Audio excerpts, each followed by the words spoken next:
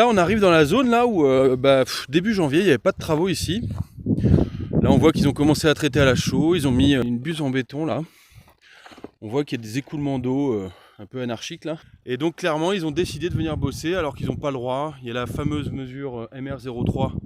Là au fond là-bas, ce que vous voyez c'est la source du Girou. Le Girou c'est un cours d'eau important impacté par le projet 69. En fait ça ils viennent de le mettre là. Et donc clairement ça montre une intention de faire des travaux.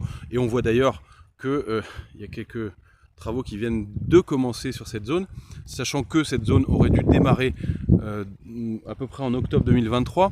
Là on voit du traitement à la chaux là, sur le terrain avec un écoulement direct vers le Girou. Il n'y a pas de bassin, il n'y a pas de fossé pour traiter l'assainissement provisoire de la plateforme du chantier, mais ça ils s'en foutent parce que c'est pas à la vue de tout le monde.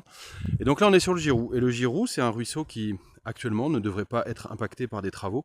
Voilà, et pourtant à l'audience du référé suspension début janvier, ils ont dit non mais on fera pas de travaux avant mi-février pardon, au moment de l'audience sur le fond, vous inquiétez pas. Et le tribunal administratif qui suit sans problème tous ces propos absolument mensongers. Voilà, si ça pleut, bah regardez, ça va là-bas, dans le Girou. Voilà.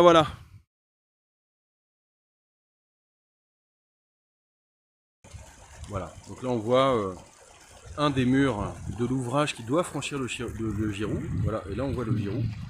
Et à droite on voit les travaux pour l'autre mur. On voit une cabane de chantier là-bas.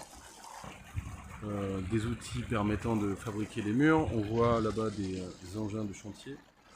Et quand on se balade la journée, on voit les travaux, c'est évident.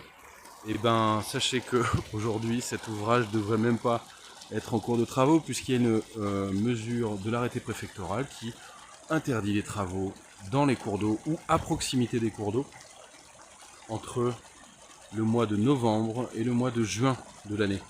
Évidemment les berges s'effondrent, s'érodent, il n'y a plus de végétation, les barrières sont cassées, pas entretenues. Apparemment il n'y a pas de conséquences des travaux sur le cours d'eau. Bah écoutez, je sais pas. Je vous laisse juge.